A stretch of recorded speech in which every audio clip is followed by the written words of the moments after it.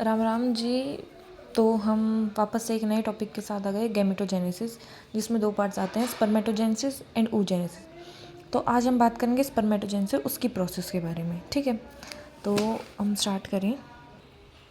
तो स्पर्मेटोजेनेसिस में क्या होता है कि पहले तो स्पर्मेटोगोनिया होती है। स्पर्मेटोगोनिया जो कि 2n होती है। स्पर्मेटोगोनिया क्या करती है?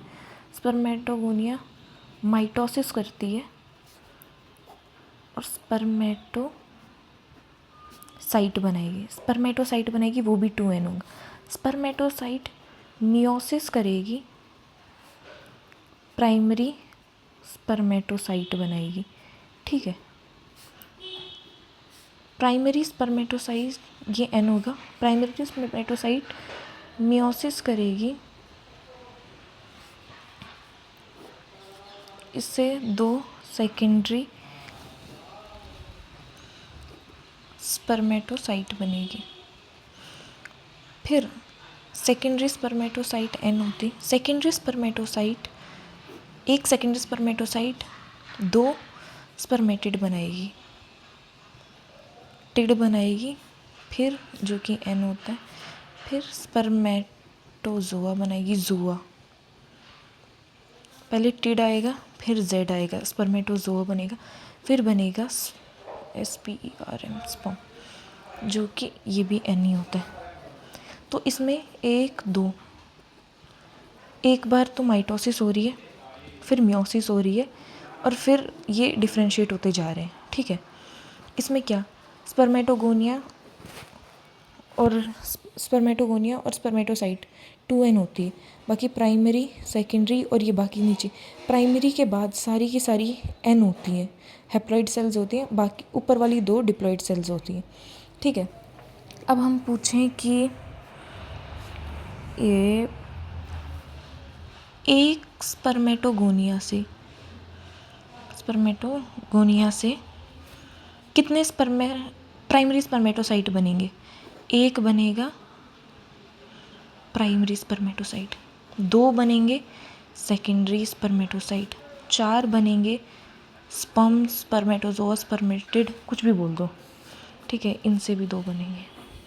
तो ये था छोटा सा एक्सप्लेनेशन हमारे इसका। स्पर्मेटोगोनिया बनेगा 2n है, माइटोसिस करके स्पर्मेटोसाइट बनेगा वो। फिर हमारा मियोसिस होगा, प्राइमरी स्पर्मेटोसाइट वो n होगा। फिर मियोसिस करके दो बनाएगा सेकेंडरी स्पर्मेटोसाइट, सेकेंडरी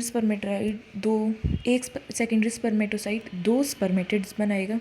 फिर वो स्पर्मेटोजोआ, फिर वो स्पर्म, ये डिफ्रेंशिएट होते रहेंगे। ठीक है, और एक स्पर्मेटोगोनिया से कितने प्राइमरी स्पर्मेटोसाइट बनेगा? एक, और दो सेकेंडरी स्पर्मेटोसाइट बनेंगे और चार स्पर्म्स बनेंगे। तो that's all about spermatogenesis.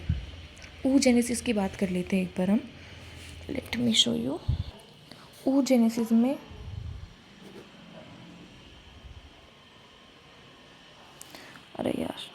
oogonia होती है जो कि 2n होती है।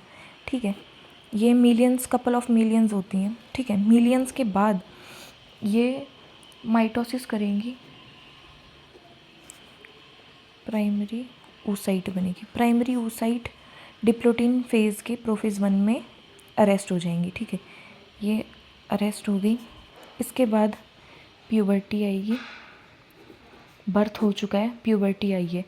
इसमें अब ईच ओवरी में 60 से 80 हज़ार प्राइमरी स्पर्मेटोसाइट बचे हैं। ठीक है, ईच ओवरी में, और उसके बाद कुछ ऐड वगैरह होंगे नहीं।